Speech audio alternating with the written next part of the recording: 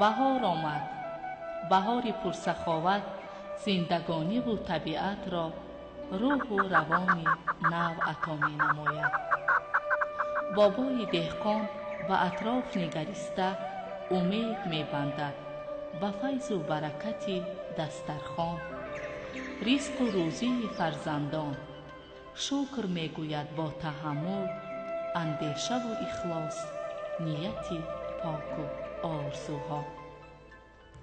بهار هر سال می آید، ولی طبیعتش این است که ما انسانها را هرگز ترک نمی گوید و از خود در همه جا نقشه و نشانی می گذارد.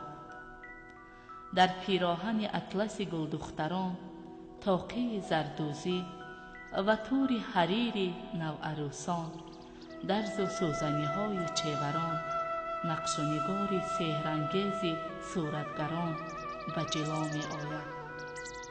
ای آدمان، بهار فرا آمده است.